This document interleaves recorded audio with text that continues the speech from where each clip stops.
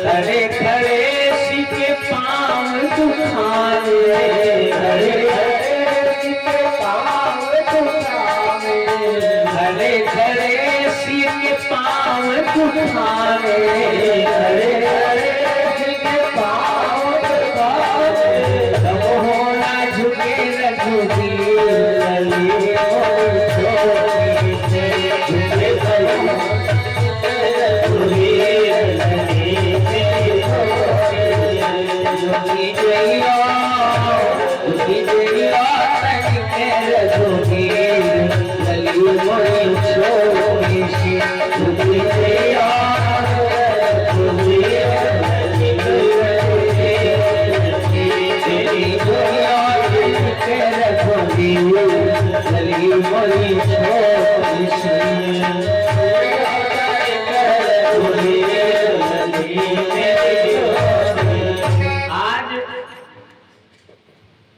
रामचंद्र जी हैं लंबे और सीता हैं छोटी।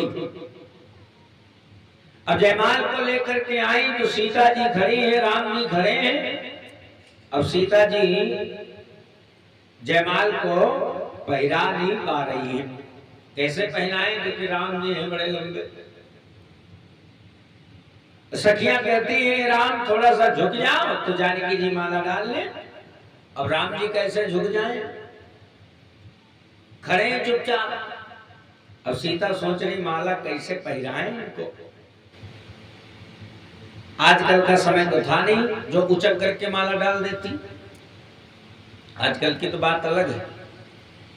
अब सीता जी सोच रही हैं, गुरु जी हैं, पिताजी बैठे हैं, नगर के बहुत से लोग हैं, बड़े बूढ़े लोग हैं, कैसे माला डालें। उचक करके माला नहीं डाल सकती।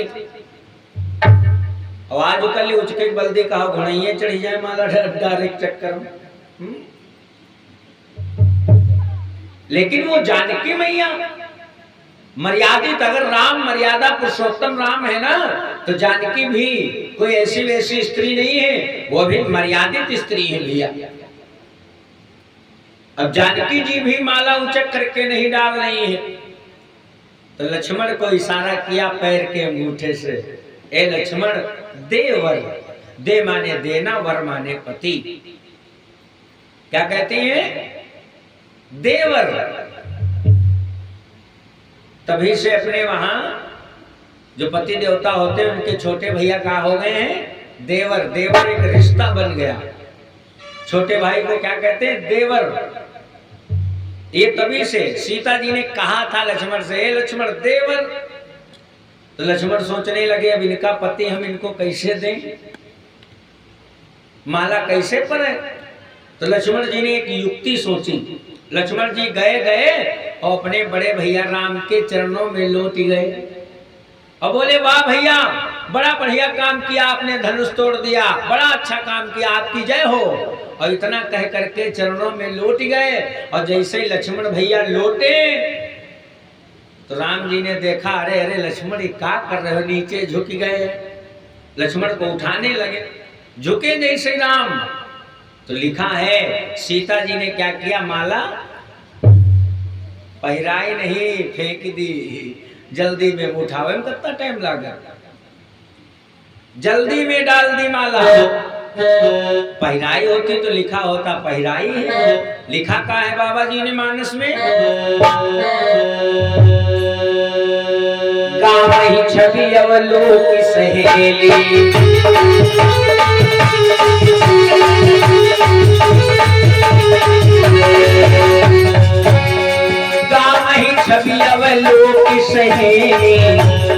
सिय जय माल राम और मेली।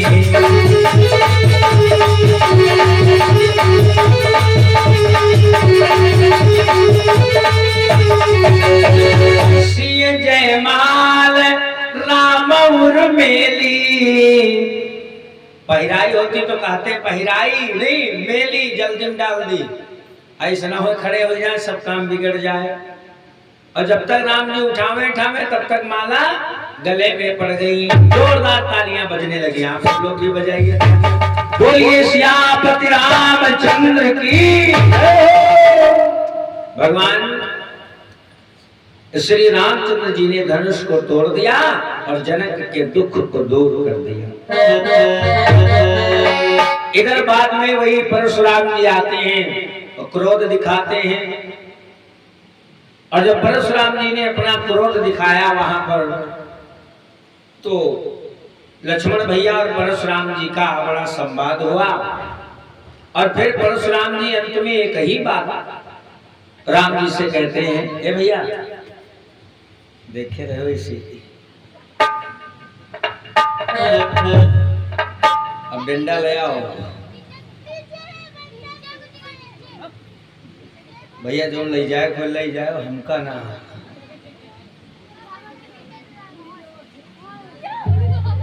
जाओ भैया बादी गायो। बोलिए सच्चिदानंद भगवान की।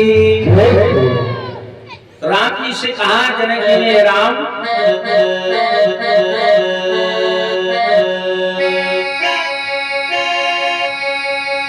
राम रमापति कर धन ले हो, कई चौचाप मिटई संदेह। वेद चाप वापी चली गयो, परशुराम मन विस्मय।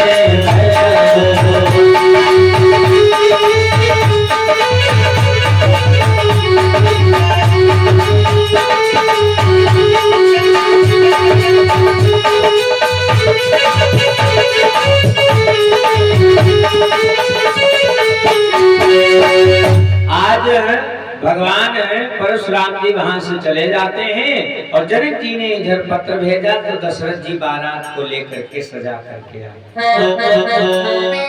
और जब बारात को सजा करके आए तो राम बने हैं दूल्हा लखने, सही बाला बने मेरे राम।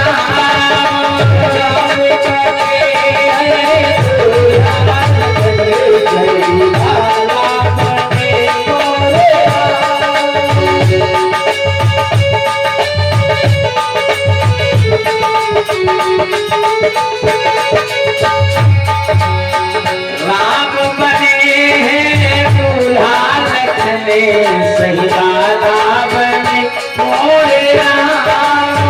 राम बने हैं दूल्हा लखने,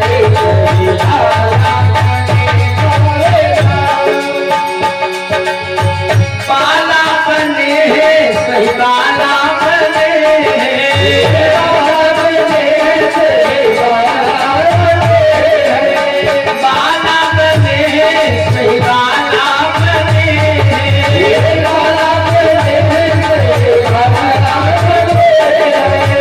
राम बने दूल्हा लखने, सही बाला बने मोरे राम। दूल्हा लखने, सही बाला बने।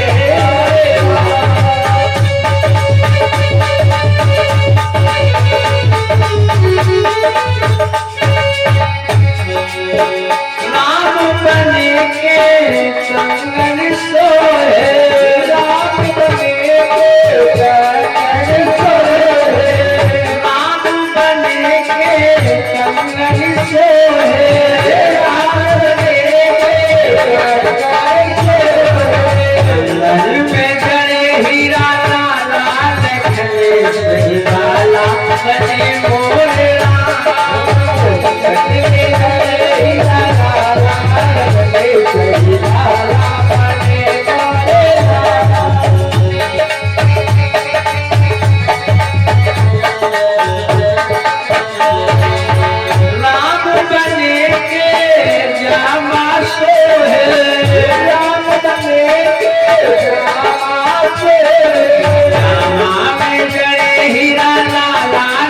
बने सही लाला बने मोरे राम बने दुलाल बने सही लाला बने मोरे राम।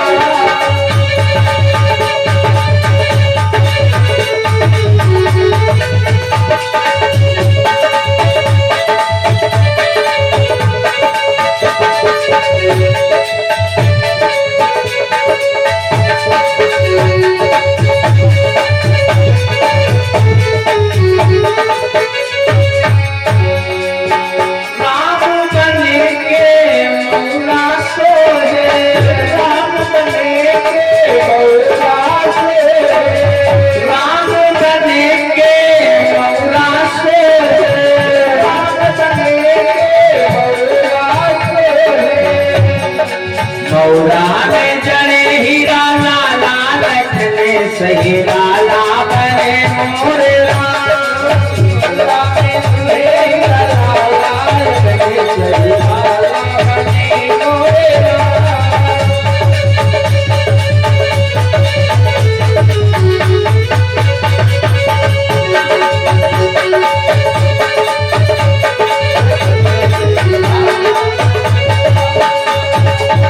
आज भगवान श्री रामचंद्र जी दूल्हा रूप में सजाए गए और जानकी मैया दुल्हन के रूप में सजाई जाती है। जय जयकार हो रही है। विवाह के जितने भी कार्य है ना वो सब धीरे धीरे एक एक करके संपन्न होते चले जा रहे हैं। सभी कार्य हो रहे हैं, गीत बज रहे हैं, जय जयकार हो रही है। कौनी नगरिया माँ बाजन बाजन कौनी नगर तुझे यार हो कौने राजन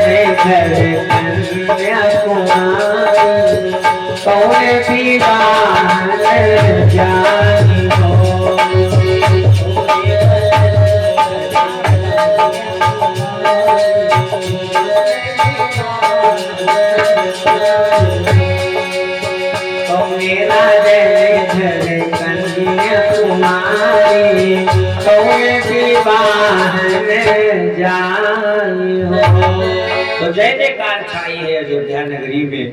सब लोग बारात को लेकर के जनकपुर में आए और भगवान श्री रामचंद्र जी का विवाह जानकी जी के साथ में संपन्न हो जाता है। और जब जानकी जी के साथ में विवाह संपन्न हुआ, जितने भी विवाह के कार्य थे वो सब संपन्न हो गए, तो बाद में काहे का नंबर आता है? अब तो बोलना पड़ेगा, काहे का नंबर बाबा?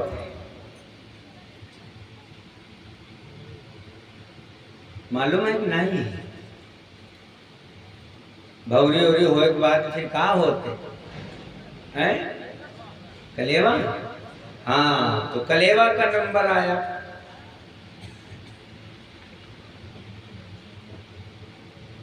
अब कई साल भी गई बिया है तुम्हारे? 20 साल में बहु याद है। कुछ लोग कहते हैं हमारे भाई बिहाव भी नहीं हुआ, तो उनको मालूम हो जाए भैया। कलेवा का नंबर आया बंधुओं। और जब कलेवा का नंबर आया तो राम जी कलेवा पर बैठे। तो देखा होगा कलेवा में सब स्त्रियां लड़कियां सब देखने के लिए आती। अब सब लड़कियां वहां एकत्र हो गई। एक लड़की बोली, राम जी अपने कितने सुंदर हैं, अगर इनका विवाह हमारे साथ में हुआ होता तो कितना बढ़िया रहता। दूसरी बोली, हमका इनका विवाह बार बार होई, या जैते हो करा वैते हुईगा। दूसरी की बोली, किसी अयोध्या वाले के साथ में विवाह हो जाता तो बढ़िया रहता। और राम जी तो सब सुनने बैठे बैठे। ये बात है तो ठीक है। अब इधर सुनैना मैया मिठाई खिलाने के लिए आई। अपने सबके वहां भी देखा होगा, जब लड़का कलेवा पर बैठे थे तो सास रानी मिठाई लेके खवावे जाती है। और लड़कवा जब कुछ मंगैया होते तो मिठाई नहीं खाते। यह तो होते। अब सासरा ने लेकर मिठाई गई, ले भैया खा लो, अरे होए खा लो। होता ऐसा कि नहीं होता? राम जी वही काम कर रहे हैं। कुछ लोग तो मांगते भी हैं, अच्छा तुमका का चाहिए बताओ, का ले आओ। हमका पड़वा दे दो। पड़वा का करियो भैया? अरे हम कुछ करी, हमका दे दो खाली। भैया मांगने वाले मांगते रहते हैं, अब मांगने वालों का जीवन सदा मांगते ही बीतता है, ये भी सत्य है। एक विनय भैया थे हमारे साथ में, वो एक गीत गाया करते थे, लड़का का ब्याहन गईले समधी जी के द्वार हो, दहेजवा माँ दुल्हा मांगे मारुति। हाँ, अब उनकी तबीयत खराब है तो घर में है बेचारे, और जब ठीक हुई जी तब देखो ही है। विनय महाराज तो सबको जानते हुए, उनका मेहमान हुए ही है, कोई खिया कि नहीं खिया है तो ठीक है। तो कहने का तात्पर्य ये है, रामचंद्र जी भी वही काम कर रहे हैं, कलेवा नहीं खा रहे हैं। सुनैना मैया ने कहा क्या चाहिए? मांगो राम, धन दौलत सोना चांदी हीरे मोती हाथी घोड़े सेना, क्या चाहिए? राम जी ने कहा ये तो सब हमारे घर में बहुत है, तो फिर क्या चाहिए कलेवा में? जनक जी भी आ गए, कहा हाँ राम बताओ क्या चाहिए तुम्हें, जो मांगोगे वही दूंगा। तो राम जी ने कहा देखो हम अपनी कलेवा में यही मांग रहे हैं कि जितने लड़का कुंवारे आए ना अयोध्या से, सबकी शादी करवाओ। जनक जी बोले क्या? हाँ सबकी शादी करवाओ। अरे भैया अब तो क्या हुआ, जनक जी ने ऐलान कर दिया कि जो लड़की अयोध्या वासी के साथ में विवाह करना चाहे वो भैया विवाह कर ले। जब ऐलान हो गया तो मांडवी ने भरत जी को पसंद किया। अब हुआ या क्या कि भौरी थोड़े हुई रही, कौनो परसंदा परसंदी वाले बिहाव हो रहे भैया, परसंदा परसंदी वाले, या क्या कि भौरी नहीं पड़ रही। मांडवी ने भरत को, तो उर्मिला ने लक्ष्मण को, और सुतकीर्ति ने शत्रुघ्न जी का वर्ण किया। ये सब सीता जी की चचेरी बहनें हैं।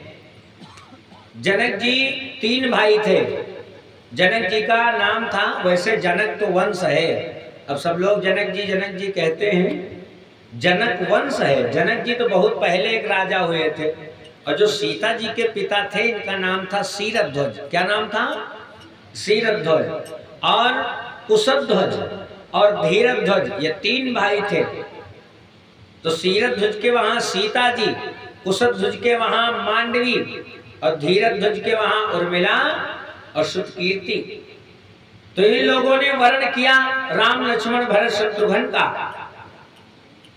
अन्य लड़कियां सब चली आ रही हैं, जी जल्दी जल्दी चली चलो, हम हो तुम निपट लीजिए लगे हाथ। अब वो सब चली आ रही, सबके विवाह हो गए। अब बाराती तो गिने चुने जाते हैं, बाराती गिने चुने जाते हैं। अगर लड़की वाला कह दे 100 बाराती लाओ, और लड़का वाले 100 के बजाय 125 ले जाए, तो आलू पूरी खाए मुंह बनाए चले आए। कहा रहा है 100 बाराती लाओ भैया। लड़कियां चली आ रही जल्दी जल्दी, और वहां सब लड़के, काम खत्म। जितने कुंवारे थे सबका ब्याह हो गया। लड़कियां आई, पता चला कि जितने कुंवारे लड़के थे सबकी शादी हो गई, अब कोई नहीं बचा। अब लड़कियां सब आपस में झगड़ा करने लगी। तब तो कहते रहे जल्दी जल्दी चलो, देर हो गए। जल्दी जल्दी गई होती तो शादी हो जाती। अब का बिहाव देवालंत हुए, आपस में झगड़ा कर रही हैं। तो भगवान ने कहा चिंता न करो, घबराओ ना। जब यदुवंश कृष्ण अवतारा हुई है हर दिन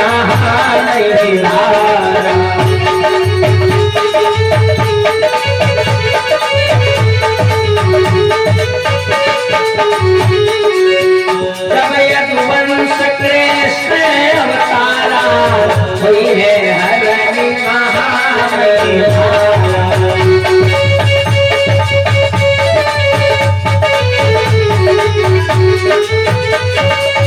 कहा यदुवंश में जब कृष्णावतार होगा तब तुम बनोगी 16,100 रानियां।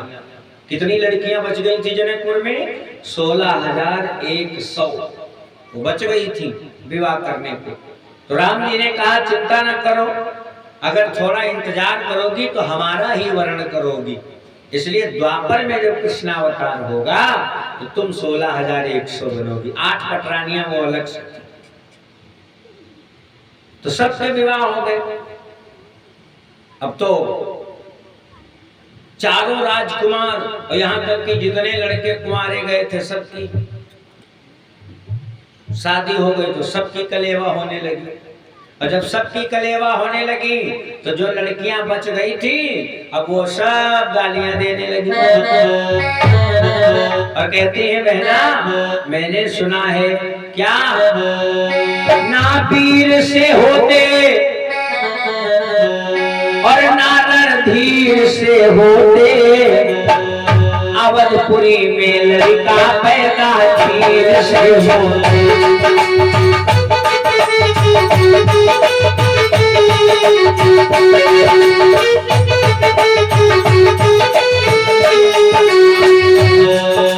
अवधपुरी में लड़का पैदा तीर से होते।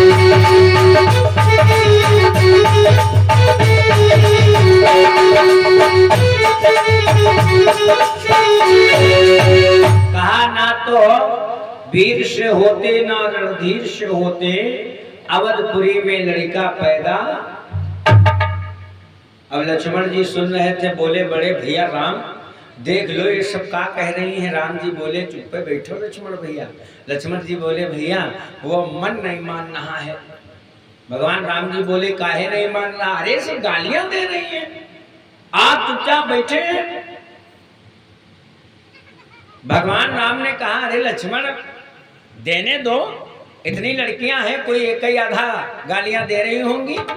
अरे कहा नहीं भैया वह जो पाछे खड़ी है ना वही गाली दे रही है। कहा हाँ।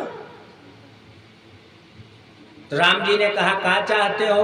लक्ष्मण बोले तुम्हारी आज्ञा है। कहा हाँ है, बहुत गालियां दे रही है। तो कहा फिर ऐसा करो थोड़ा तुम कह लो लेकिन ज्यादा न कहो है। तो लक्ष्मण जी ने कहा बड़े भैया ज्यादा नहीं कहेंगे। बोले ना पीर से होती ना रणधीर से होती, और जनकपुरी में विद्या करती।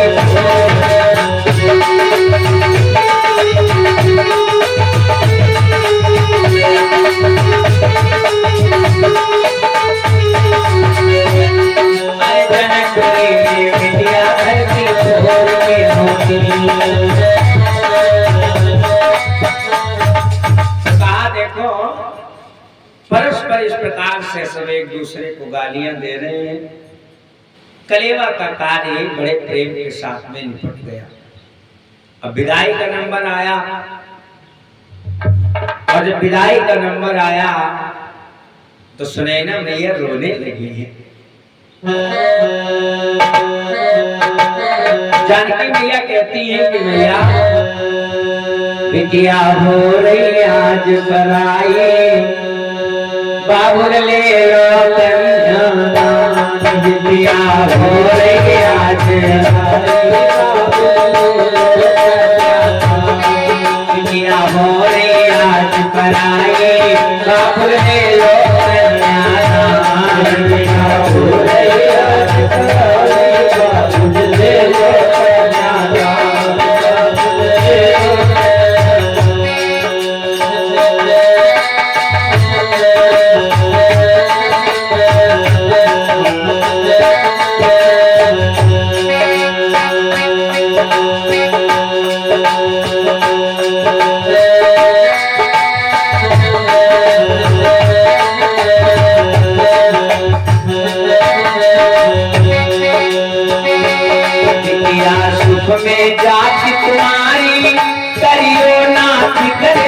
तुम्हारी, बिटिया सुख में जाती तुम्हारी, करी होना फिक्र हमारे।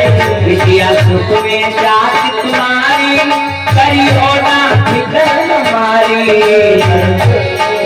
तो रोटी सुख से खइयो, तो रोटी सुख से खइयो, बाबुल हुइयो ना हैरान। बिटिया हुइया तुम्हारी, बाबुल करो कल्याण, बाबुल करो कल्याण। बिटिया हुइया तुम्हारी, बाबुल करो कल्याण, बाबुल करो कल्याण। बिटिया हो रही आज पराई, बाबुल कर लो कन्यादान। बिटिया हो रही आज पराई, बाबुल कर लो कन्यादान। अरे कर लो कन्यादान, बाबुल कर लो कन्यादान। बिटिया हो रही आज पराई, बाबुल कर लो कन्यादान।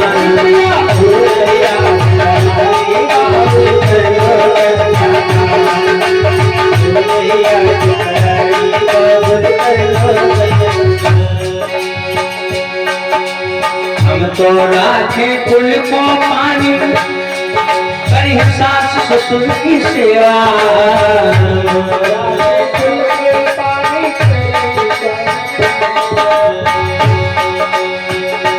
बिटिया जब से भई सयानी, बिटिया जब से भई सयानी, फिर पेटे में नाई समानी। बिटिया जब से भई सयानी, बिटिया जब से भई सयानी, फिर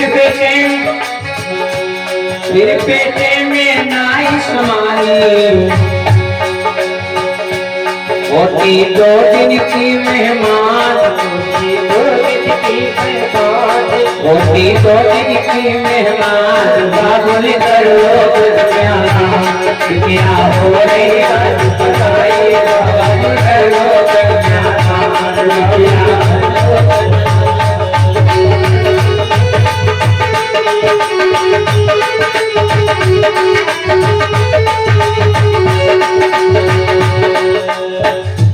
बिटिया हो रही आज पराई, बाबुल ले लो कन्यादान। बिटिया हो रही आज पराई, बाबुल कर लो कन्यादान, बाबुल कर लो कन्यादान। बिटिया हो रही आज पराई, बाबुल ले लो कन्यादान। बिटिया हो रही आज पराई, बाबुल कर लो कन्यादान।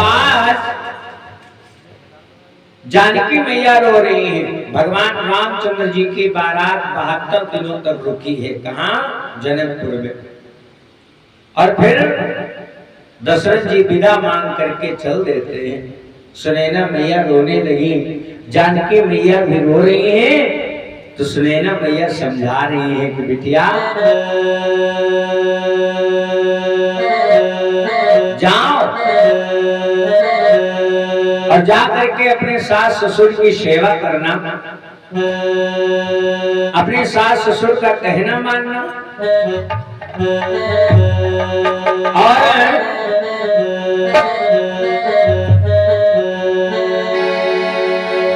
जापति की तुम पूजा करियो, सास ससुर की सेवा। जाओ जानकी, अपने पति के वचनों को मानना और अपने सास ससुर की सेवा करना।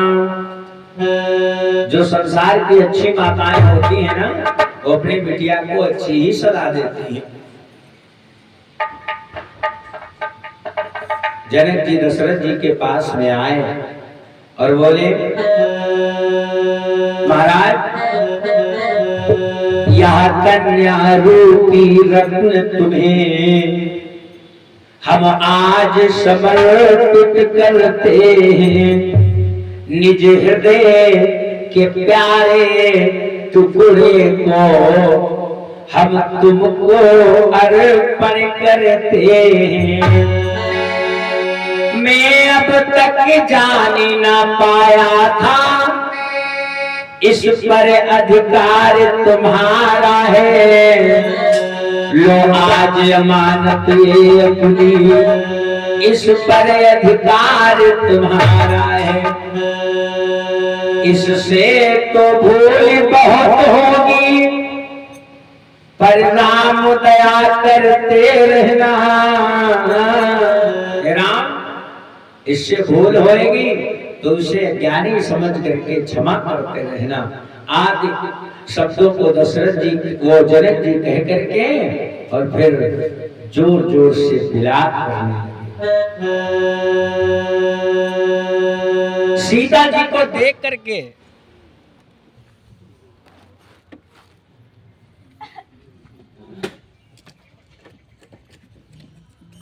अरे नागनाथ,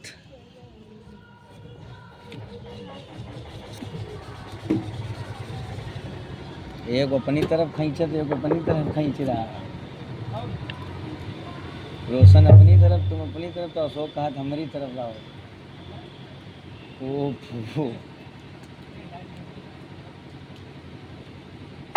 बोलिए सच्चिदानंद भगवान की। तो आज भगवान श्री रामचंद्र जी जानकी मैया को लेकर के आए हैं कहाँ? अयोध्या में। तीनों माताओं ने अपनी अपनी बहुओं की परछन करी और परछन करके अपनी अपनी बहुओं को अपने अपने कक्ष में ले जाती है।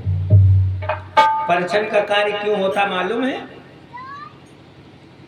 कितने लोगों को मालूम है? पहले ये बताओ, परछन होते तुमने सबके यहाँ?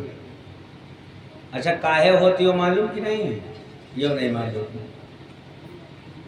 गुरुद्वारे जो नहीं हुई लगवाई जाती है, वही तो कहते परछन थापे। तो जब बहुरिया आवत है तो द्वारे थापे लगवाई जाती है, लगाए दो। ऐसे दोनों बूढ़ी बूढ़ी दादी हो रही होती, उनके पता होते हैं। अच्छा, मालिक तो वही है ना घर की, सास रानी। और कहते हैं बहुरिया हियाँ लगाओ, ऐसी तरह मोहर लगाओ, ऐसे लगाओ जिसमें सब तुम्हारा हो जाए। वो थापे इसीलिए लगवाई जाती हैं कि अम्मा आज तेरे या देखो मोहर हमारी लागी है, अब तुम बूढ़ा बुढ़ाई नहीं करो बाहर और घर के अंदर अब हमारा राज चलिए। जब हुआ कचहरी में यहाँ जाओ तो वकील लोग जब रजिस्ट्री हो तो कहा नहीं यहाँ अंगूठा लगाओ, यहाँ लगाओ, 72 जगह लगवाती है। वह इतना बूढ़ी दादी हो रही दुआरे लगवा देती हैं थापे, मोहर लाग गए। और जब मोहर लाग गए अब बूढ़ा तब हम नहीं भूलती हैं कि अब हमारी मोहर लाग गए, वही की मोहर लाग गए, अब हमारा कुछ नहीं रहा। वही अपने हुक्माना जनती है। परीक्षित जी कहाँ हैं? ये वाले में भाग गया हो चुप।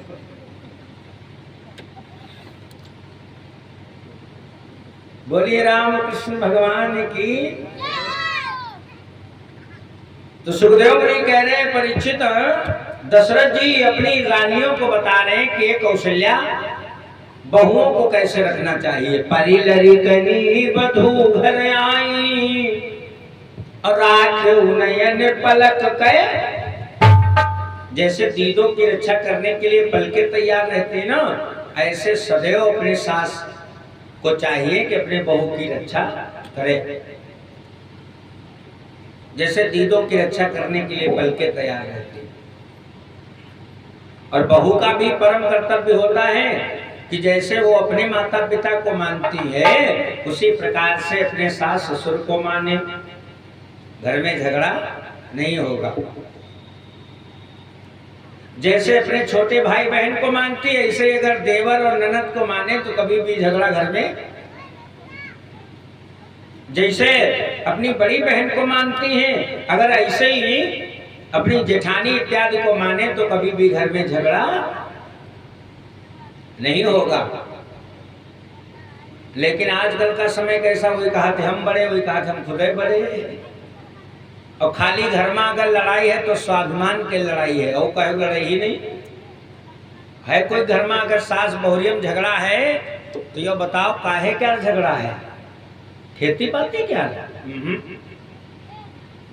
खाली स्वाभिमान का झगड़ा है। सास कहती मैं बड़ी हूं, बहुरिया कहती हम बड़े। एक सास रानी थी, अब निकालो गलती, देखो गलती कहीं की रहती, तुम लोग अपने हाथे निकालो। उनके लड़के का नया नया विवाह हुआ, बहू रानी घर में आई, और जब बहू रानी आई घर में तो वो धीरे में यहाँ पूछे लगी अम्मा इतना आटा मार ली बिटिया, पूछो ना सब है तुम्हारे मारो जाए। अम्मा इतनी दाल डाल ली बिटिया, पूछो ना सब तुम्हारी है, जितनी मन हो इतनी डालो जाए। अम्मा इतना नमक डाल ली बिटिया, पूछती का है तो सब तुम्हारे डालो जाए। और जौने दिन वह बहुरिया इतना नमक इतना आटा इतनी दाल नहीं पूछे से, वह दिन बूढ़ा नाराज, या तो अपने मन की हुई गए है, और दुआरे बैठे अपनी सहेली तीरो, बस बातें चालू। एक बहू रानी अपनी सास से बोली अम्मा हमते भाई लड़ा ना करो तुम, मत लड़ो मेरी सास अलग करी दो,